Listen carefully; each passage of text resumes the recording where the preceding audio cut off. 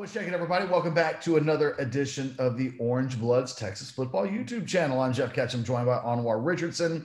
It is Wednesday, June 23rd. Anwar, it occurred to me that we're creeping closer and closer to the start of Big 12 Media Days. We're not that far away, like 6 weeks away from the start of actual football practice. Like, you know, it's happening. It's taking a little bit of time, but Texas baseball team helps us get through the month of June a little bit. Like, it's not that far away, and there's actual news to talk about today. So make sure you hit the like button if we entertain you. Subscribe if you want to watch more of these videos. Today, we're talking Jake Smith, the former Scottsdale, Arizona, Notre Dame prep, like superstar, borderline five-star on Rivals. I think he was a five-star on other services.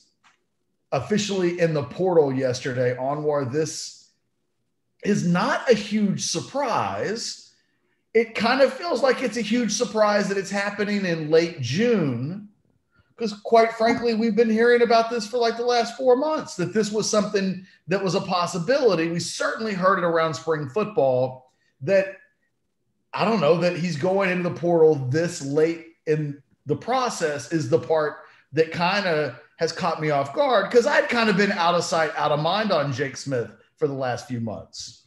Yeah, I think, so I reported, the last thing I reported on it, I looked it up, it was like on April the 1st, that said that he would likely go into the portal after, spring and after, he's finished up his classes. And then, there was some people, who were trying to downplay that a little bit. So I was like, all right, I'll couch it, but this seems to be like the what's really about to happen. So it wasn't a surprise. It was just, it was almost like, oh yeah, that's right. Jake Smith said he was going to transfer, right? Because it's been the weirdest thing, Catch, of a guy who's come here that we've been hearing the potential of him leaving from the time he got on campus. Now, obviously, that's a little bit of over-exaggeration, but really from hhis freshman year, we've always heard rumblings that maybe Jake Smith isn't happy, maybe he wants to leave, and you got past that. But the thing that I heard the most as associated with Jake Smith was there was a lot of things that were in play that happened. And this is what we reported a few months back on Orange Bloods. And if you don't have a subscription, now would be the time to subscribe. But if not, I'll give you a hint. Wait until about August or so, and we have some really good sign-up deals. Just going to throw that out there. Keep that on the back burner. He was far away from home. He had some, injuries that had played a part in those setbacks. And, young people being far away from home and having injuries plays a part.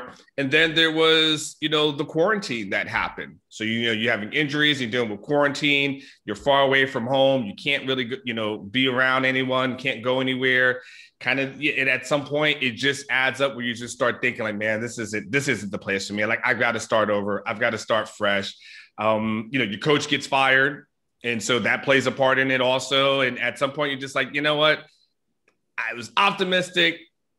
Things just aren't working out, circumstantial. And I'm probably going to go a little bit closer to home. And that's what I've always heard, is that he'll probably go somewhere closer, back out west, whether it's a school in Arizona, maybe it's a school in California. I know they like USC a lot coming out of high school rather. So, it happens. But yeah, here you are at like you said, in mid-June, and he's finally gone. Yeah, I mean, he falls, recruiting ranking or not, he falls into that category of player. When you recruit a guy who's from out of state, who's from a couple of 1,000 miles or 1,500 miles or however long his little spot in Arizona is from Texas, like, if you don't take off right away, if you're not quite having the success immediately that you're looking for, these are the guys that fall into the most obvious patterns of, they're the first guys that'll oftentimes line up to transfer. It is one of the dangerous elements of, recruiting out-of-state players, guys that are far away from home. I mean, maybe this situation looks a little different from his vantage point. Maybe not, because, we do have to acknowledge that he's into year 3 of being a player at Texas, and it just hadn't quite taken off, and he plays a position that, quite frankly, he's behind Jordan Whittington on the depth chart So, where he was going to get his reps and get his snaps this season, I think remained to be seen, especially after not having been involved in the spring at all. And yet it's hard for me not, there's a really interesting Jake Smith conversation to be had, because I absolutely feel like he's one of the best 5 receivers on campus, on this team going into this year when he's healthy. And it's really not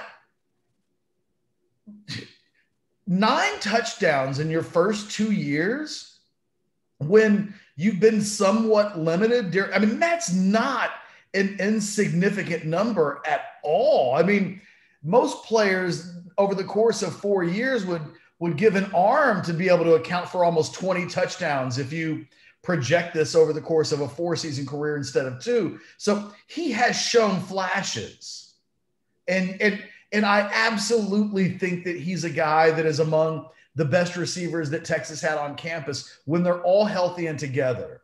But he didn't have a real role carved out. It is a new coaching staff. He is a long way from home.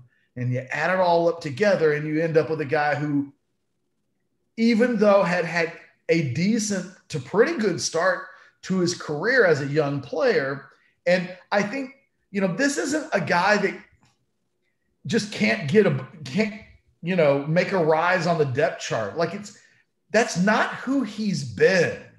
He's been a guy that they've had confidence in and they've lost confidence in, and they've had confidence in and they've lost confidence in. And he is just a unique story that's a little bit different than probably every other guy on campus right now. Yeah, he is. And with his departure, Ketch, I know we did an overreaction Monday piece. Can we have an overreaction Wednesday? Sure. Holy shit, what's going on in that receiver room? I mean, like, with the departure of Jake Smith, Ketch, at least you can say, all right, with Jake Smith on campus, rather, at least you can say, like you said, 9 touchdowns, guy with some upside, he's had some injury problems, had some drops. You get those things worked out, you're still talking about a guy who's a 5-star player, actually, to your point. Ketch, when we look at that receiver room now, as you were talking, I started going and writing down some notes. Last year, your leading receiver would have been Joshua Moore at 30 receptions, 472 yards, 9 touchdowns, by the way. Is that actually? That's crazy. Past that, the guy that everyone is Texas supposed to lean on is Jordan Whittington, who, if you're going to knock Jake Smith for injuries, can't give Jordan Whittington a pass either now. Like, fair is fair, and he's had a lot of different injuries. Jordan Whittington had 21 receptions for 206 yards. Outside of that, Kai Money had 10 receptions. Marcus Washington had 4 receptions. Avante Woodard had 4 receptions.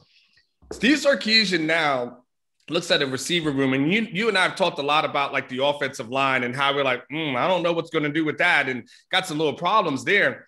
That receiver room is a tricky room because you have a lot of unproven guys. You have a lot of guys that, and I get it, Troy Omeire may come out and maybe he's a bona fide stud and he lives up to all the expectations that, we were hearing about him in the fall before he got injured. But you're talking about Troy Omeire, who's coming off an injury. You talk about Jordan Whittington, who's coming off an injury and has had struggles staying healthy. You talk about Joshua Moore, who almost had 500 yards receiving last year. You talk about Kai Money, Marcus Washington, Avante Woodard, and then the freshman coming in. There's some work to be done in that room, Ketch, over the next couple of months to get these guys ready for the season. Oh, yeah. I mean, by the way, you're breaking in, a quarterback that will be starting his first career game no matter who the selection is. So, I don't want to fall back into I would say this. Go back and watch the videos from the last 2 days. You'll see us talk about the upside and the downside potentially of this season. Where's the ceiling and where's the floor? When we talk about where the floor is for this team, I don't know that the wide receiver position and the lack of proven parts if this were Sam Ehlinger coming back, you'd feel a lot better about it because, the quarterback's been there. He'll help these guys through. But when you're breaking in a young quarterback, the thing that you want is receivers that will help bring the quarterback through, right? Oh, yeah. Young guy, inexperienced, but look at who he's working with. They'll be able to know game situation, time in and time out. That guy will be there to make a play. It's hard to say who the trust and security blankets are for the quarterbacks on this team right now. I mean, Jordan Whittington is the guy we're forcing into that role, right? I mean, I've had people who are like, do you think he's going to make first team all Big 12? And it's like, no, I don't. I mean, first and foremost, no, I don't.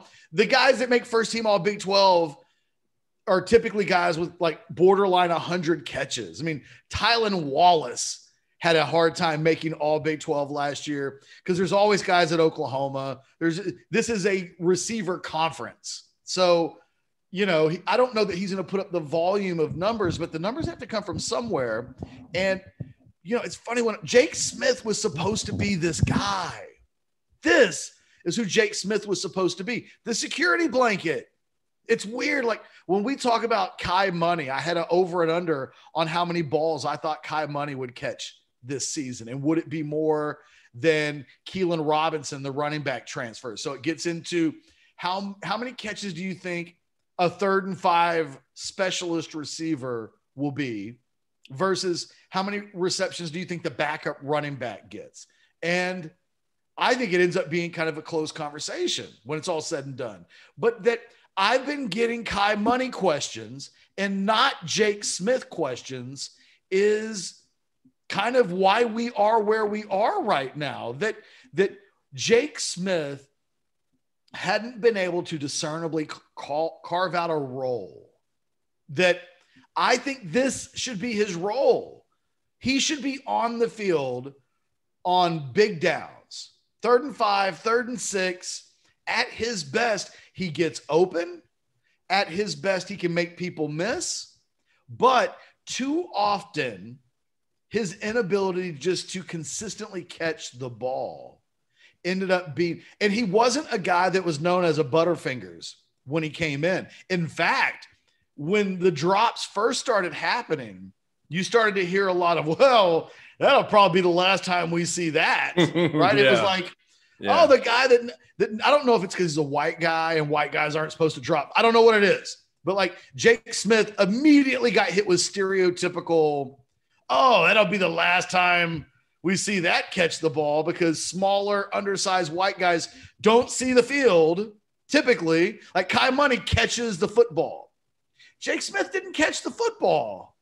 And he fits that, like, you know, everybody I think wanted to stereotype Jake Smith into a super version of Julian Edelman because he's kind of small and because his physical profile fit a role. But as a player, he seemed to fit the role of like catching the football.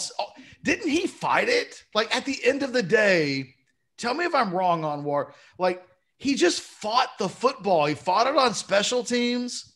And in the end, they so dearly wanted him to be a major piece of the passing offense the last 2 years. And it just came down to trust. And then Sarkisian gets hired and you think, okay, he's going to get a fresh start, but then he misses the entire spring. And it's like this dude's career was doomed from the beginning. Yeah. I mean, there's just, like you said, there's a lot of factors that play into it. And, you know, you can't ignore the drops and those things that, you know, that happen. And, you know, and again, it plays into the need and desire to start over somewhere else and just feeling like, I don't know what happened, but I've got injuries. I'm dropping the ball. Like, why am I here? Like, you know, you start, you know, you always start at that point, you start thinking about the schools that you could have gone to and you start, man, and then start thinking, man, the grass has got to be green on the other side, man. I got to hit the reset button on this. Like, I've got to do it because this is not who I am. Like, I know I'm a better player than this. I'm not happy and all these other type of things, right? Well, so in a post Jake Smith world, and I think we've been there. Like, I have not personally. Nobody asks me a weird Kai Money question, and then my response has not been, whoa, you're forgetting about Jake Smith. So on one hand, I do think he's one of the 5 best receivers when healthy on this flawed wide receiver roster. But on the other hand, I haven't been mentally planning on Jake Smith being a factor on this team this season. So if I say in a post Jake Smith world, who are your top 5 Texas wide receivers? Oh my gosh. The fact that like they're, you know what I mean? Like this isn't an off the top of your head answer, I think. I mean, if you go off I know I got to do the research because I got to make sure, let me go back through the 2021 commits to make sure I have those guys in my mental Rolodex. So look, while you do that, I'll cite right here, the obvious ones. Jordan Whittington is 1. Joshua Moore is somewhere in that top 5, right? Yeah. Troy Omeire would be in the top 5. Yes. So I feel like you've got 3 guys there. They've been injured.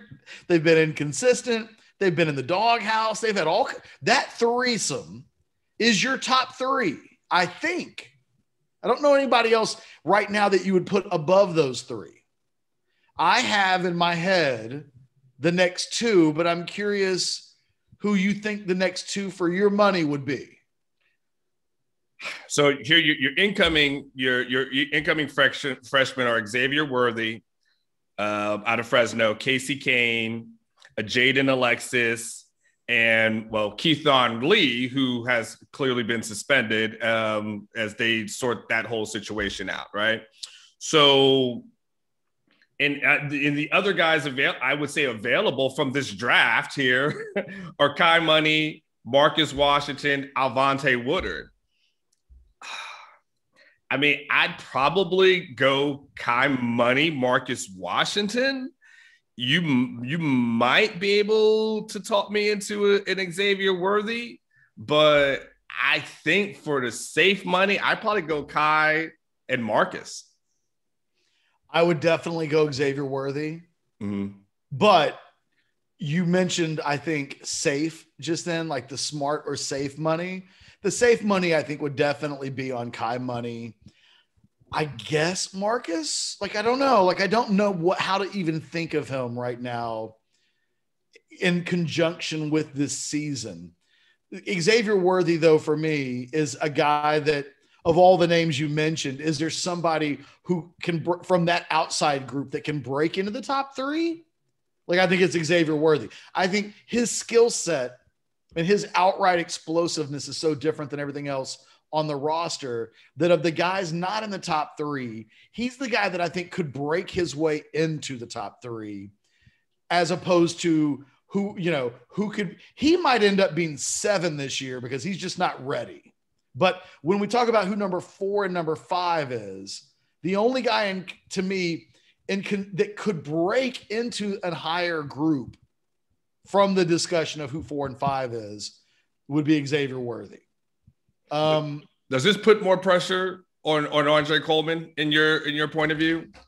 I mean, you and I have had Andre Coleman questions, and they usually center around recruiting. But yeah, I think Andre Coleman, of all the coaches on staff, enters this season with the most pressure on him. He's not a traditional Sark guy. And I think he's got a position group that, we've talked about it when you look at the offensive side of the ball. If the offense struggles at all this year, Sark ain't going to fire himself. And he's not going to fire probably guys that he just brought over from Alabama. So that just leaves Coleman and Stan Drayton as the 2 guys in a world where the offense struggles a little bit. Hey, we got to make a change. It just didn't quite happen the way we want it to. I think Coleman is positioned just by default to be the guy that if there's ever an issue on offense, he better recruit his you-know-what off, because Stan Drayton does do that. And you don't want to get rid of Stan no matter what, because he's proven to be a guy that can get 5-star running backs. Coleman hasn't done that as a recruiter. And yeah, man, he's got a position group that doesn't have a single sure thing in the entire group. And That means, look, and the positive to that question, Anwar, is if this group does perform really well this season, Coleman deserves a lot of credit. A lot. His best receiver going into this year is the guy that had 30 catches last year, right? Yeah. I mean, and you're now asking that guy to make a monumental leap to become one of the best receivers in the Big 12. You're asking true freshmen to come in and make immediate, like Coleman, this is kind of his mess because he was here a year ago and he's had this group of players. And so whatever was going to be inherited by a new coach or this new staff at receiver, Coleman already had his fingerprints on it. The good news for him is nobody thinks this offense is going to be bad. We all think that this offense is going to be good. And I think Andre Coleman will have the opportunity to ride that wave. I think this season, there's a better chance that this season ends and Andre Coleman is thought of more highly than he is, I think, this summer, because he'll suddenly have a bit of a proven track record that does not exist from a year ago, if we're being 100, right? But yeah, man. Yeah, of all of the coaches on this staff, I don't know that anybody should feel more pressure. He has a tough job. This is not easy walk in. And if his guys screw this up, if they don't come on, I mean, go back and watch Monday's video more so than Tuesday's video at that point. Yeah, I mean, it's definitely, I think for Coleman, this is, an opportunity. Right? An opportunity to cement yourself, as like that guy. Like, okay, maybe things didn't work out at K-State. You had to do your time as an analyst here at Texas. You get this position, after, a coaching change, but the coaches, the kids like you a lot. So you prove yourself a lot in that bowl game. Kids are standing on the table. You got Colin Johnson standing on the table for you. And you got other receivers that are standing on the table for you saying like, this is the guy, right? You should hire him, Tom Herman. So he does. And a lot of things happened last year, which are out of his control, as far as the pandemic and not having spring practice and all these type of things. Right. But this kind of becomes a thing where you're like, okay, if you can get these guys to do something good and something special, then yeah, like all of a sudden everyone's like, you are the man, you are the wide receiver coach. And like you said, no one's talking really about like recruiting or question about that. And it's going to be big for him, right? Because, Evan Stewart is still interested, right? I mean, Evan Stewart's still out there. He's still thinking about it. And he's an elite guy, a guy that we've talked about before, you think could potentially be the number one overall player in the state of Texas. And that guy is saying, well, I just want to see what Texas does in the season. And so, if these guys go out, Joshua Moore, look, I'm expecting Joshua Moore to beat Devontae Smith, right? That's asking him a lot, right? Or Jordan Whittington to beat Devontae Smith. I mean, I looked it up as you're talking. I'm always looking up stuff as you're talking.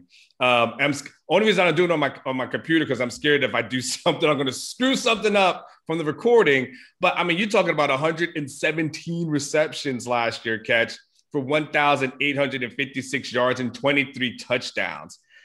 I think Texas fans, if they have a leading receiver that does half of that, you would take that today, wouldn't you, Catch? If you said I wouldn't.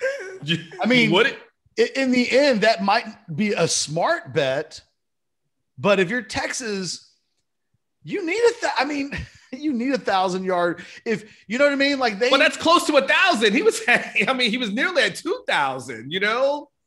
Well, in my head, I was at like 600-700 yards. So yeah, I did half of 1,800. So okay, so yeah, half of 1,800 would be 900. So obviously, yeah, you would. If I told you today that Joshua Moore gives you Catch buy or sell, if you today, what was that game that you would either have to take it or if you didn't take it, then you'd have to see what was behind curtain number 2 and could either be a new car or a can of beans. Let's make a deal. Make a deal, right? So it's make a deal. And right now, in your hand, I'm saying Joshua Moore gives you 55 receptions for 950 yards and 12 touchdowns. Well, Did yeah, I would take take that. You take that right now. But I was thinking about Jordan Whittington. Okay, what about Jordan Whittington if I gave you the same deal? The 12 touchdowns is monumental in my mind. You know, I'm trying the leading the thing is, and if I would forget about the touchdowns for a second. If you told me that both of these guys were going to have 55 catches for 900 yards, I would take that.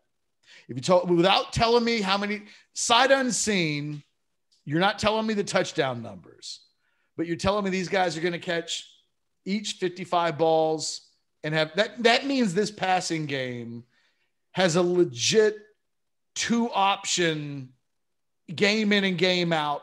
You know, that's Colin Johnson, Lil Jordan Humphrey type security, right? So you're at a position where it's like, as long as the guys are on the field, you're throwing the ball to somebody that you can count on. And I think that takes a lot of pressure off the other guys. My biggest concern is I don't know that Texas for certainty has a single 55 catch guy. I don't. Maybe. Like Jordan Whittington had 30 last week. So last year, you're going to have to double his production to get to that number. 60 is not a big number. 60 is like, what's less than big? I feel like now we're having that conversation of what is damn good, but 60 is a strong number. But if you told me Jordan Whittington only had 60 catches this year, I'd be like, uh-oh. But if you told me that he had 60 because another guy with him has 60, then I'm like, okay, this offense is going to have balance in the passing game. It's the depth that I'm somewhat concerned about, because even if Jordan Whittington goes big, 100 receptions, at which point that dude's going pro. 100 receptions for 1,000+ yards, right? 12. He has the big year. I don't know what's behind him at all. I don't like that. Doesn't tell me that Joshua Moore ends up having a really good season and can be counted on. And I don't know what to think of him right now. I think he's an NFL player. I don't know what it means for his role, though, in this offense. And I feel that way about a lot of guys. There's just a lot of guys that I'm uncertain about. I'm almost. Is Troy Omeire one of those guys? Yeah, but look, the history of this program. So in the 25+ years I've been covering Texas football, the number of first-year receivers that come in and make significant contributions, right? 50 balls, I don't know if it's ever happened.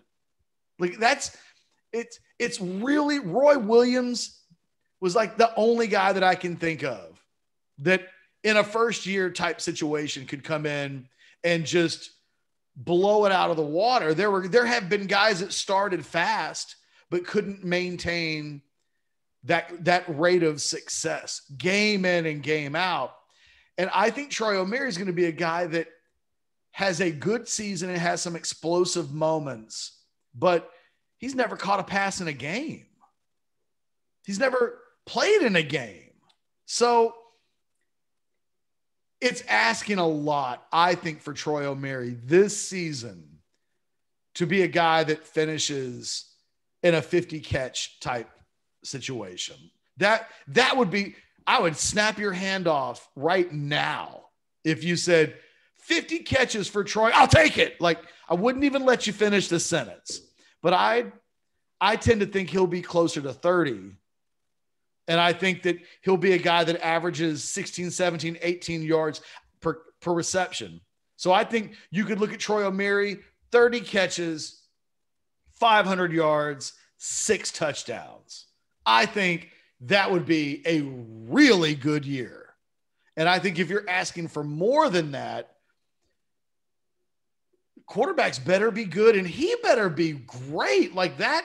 You're telling me at that point that guy's definitely going to be a first or second round kind of a pick if he comes off of a major injury and in his first season puts up numbers that NFL players like Jordan Shipley and Devin Duvernay and really anybody from the last 15 years has been able to do at the position. Do you think? Hold on, because I might take this bet. Do you think he would have more than 40 receptions? Let's go to the middle, but somewhere between 30 and 50. So do I think he's going to average 3.5 balls a game? No, I'd take the under. I would take the under that there's a few games where he catches one. I think there may be, I don't, how many snaps are we counting on Troy Omeire even playing every week? He's coming off of a major injury. It's not even like by the end of spring football, he was fully released and able to take, you know what I mean? Like he's still in the protocols department of they're making sure his body is okay. So is he capable of, look, I liked him more than anybody in recruiting. I'm the guy that when they lost him to Texas A&M for a moment, I was like, that matters. Tom Herman thought Troy Omeire was on the level of the highest receivers in the state. I took notice of that. I was like, they like that dude a lot. And when he arrived last year, I made a point to tell people, oh, now you guys want on the Troy Omeire fan club. Y'all want to get on that bandwagon. And I think he's going to be really good. But even I didn't rate him as a top 5 player in the state. I didn't have him that high. So I'm only keeping my expectations in what I think are realistic boundaries. But if he beats that, then this offense is probably really good. Because, I just don't think you can demand that from him. If you get it, great. And that would be, I think, the way that it would happen is like, we tried to slow him down and he's just too good. I'm just not quite ready to say he's just too good. I don't know if any of these receivers are just too good. So one of the last things I'll say is I'm going to sneaky buy on Troy Omeire. I think when I look at these receivers here and I look at the guys that we've talked about, I mean, I think Joshua Moore has high got potential. Jordan Whittington, I know who they're talking him up. And, Troy Omeire, I mean, even in the limited time frame that we saw him in the spring game, I saw something. I just did. I think he's a guy, if he comes in and he's healthy, I think he's arguably could be it's too many caveats. I think he could be the best receiver on the team. Like, I'll just come out and say, I think he might be the best receiver that's on the team.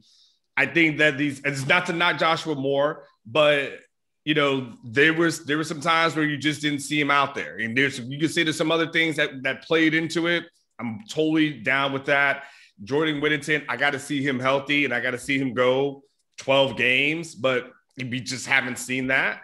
I know you'll say you haven't seen Troy Omeire in one. I totally get that. But I think at the end of the day, I don't know if he ends up being the leading receiver on the team, but I think he's definitely the guy that at the end of the year, we'll talk about is probably the second best receiver on the team. That's just my thought process on him. That this would be my team's not winning bet. 10 games. You said what? This team won't win 10 games. If he's the second leading receiver?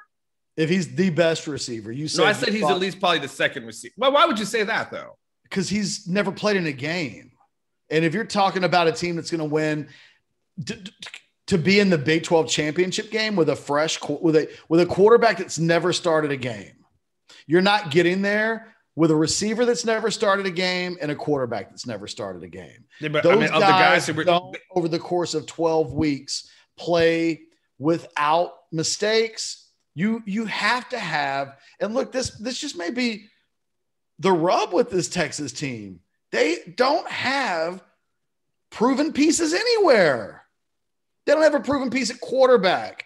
They barely have a proven piece at running back. I mean, Bijan Robinson played well in a couple of games at the end of the season last year, but he hasn't done it he hasn't stayed healthy and put together a 12-game season that would make you go, oh, yeah, that guy you can bank on. We're projecting him. We're not taking anything that was money in the bank from last year out of savings and spending it this year. We've gone over the wide receiver position. There's nobody at tight end. They don't have a single offensive lineman that's a first-team all Big 12 type of player. We don't know who's pass rushing on this team. We think that Kwiatkowski is going to do it because he's a schemer and because he's had great success, but we don't know. There's nobody on that defense beyond DeMarvion Overshown, who, oh, by the way, is coming off of a fairly major injury, and his recovery breakdown lines up almost perfectly with the start of August drills, but there's no wiggle room in that. Like, this is a team that doesn't have a single bankable piece. When the all Big 12 first team comes out in July and you're at Big 12 media days, who's the Texas player on offense on either side of the ball that's definitely all Big 12 first team? Definitely. Colburn might be in that conversation. You said definite. I said definitely. Definite. Overshown. I think for me, he's in the maybe. Not because he's not a good player. He didn't make it last year. So there are guys that will return that just had better years than he did a year ago that I think they'll get a preseason nod. But look, you and I, when we talk about who could be the first draft picks from this team, you and I are on the same page. It's Overshown and Coburn. And then you and I like Deshaun Jameson a lot too. But yes, again, he falls into the category of proven, bankable, no doubt about it, impact players. And I wouldn't describe any of those guys as that. When we look at the offensive side of the ball, Texas fans won't want to hear this, but there's everybody that does it this season will be doing it for the first time. Quarterback, running back, receivers, tight ends, offensive linemen. Anybody that plays at an elite level, that plays at a level truly worthy of a team that wins 10 games, every single one of those pieces will all be doing it at the same time together. That's a hell of a lot to ask for. It really is. In having a Jake Smith conversation today, I've completely talked myself into it's borderline nuts to think that this team's going to win 10 games. Okay. Well, I just want to say one thing. Two things. I just want to go back to since there's no proven receivers on there, that's why I don't think it's crazy to think Troy Omeire could go into that, top 2 category. So I just want to say that. And secondly, it's possible. I don't want to shoot just real quick. It's not that I think it's impossible. I just think that the brain, the math, but you may be 100% right. Like, I don't want this video to end and you think that I'm completely dismissing that Troy Omeire could be that guy. No, because I'm the fan club president, and we're ordering T-shirts this week. So I mean, how did that happen? How did you take that from me? How is it that I lose my presidency over slightly more modest projections? Well, there's a new election. You campaigned. I gave a better campaign speech than you did.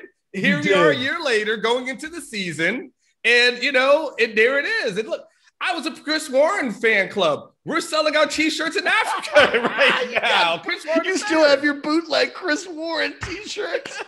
So there's kids in third world country wearing my T-shirts right now. Hey, but you know who's going to be selling the bootleg Jake Smith T-shirts out of the back of a trunk? Oh, he's got to be so sad. Dunlap. Alex Dunlap is a staff member at Orange Bloods. He was so high on Jake Smith.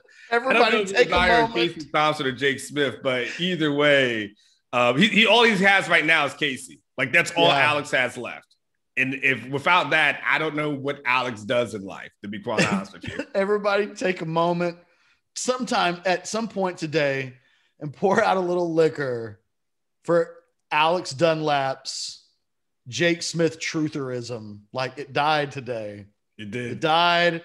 Alex believed in it until the very bitter end. Yeah, pour out a little liquor for that, because we will do the Orange Bloods modcast tomorrow on Thursday. For those of you who like the videos and haven't checked out the podcast yet, Thursday's our modcast. You better believe, you better believe there will be a little bit more Jake Smith conversation, because Alex deserves one final podcast to forevermore say what he needs to say, but then let it go. It's got to be like Wilson and Castaway. He's just going to have to let Jake Smith go.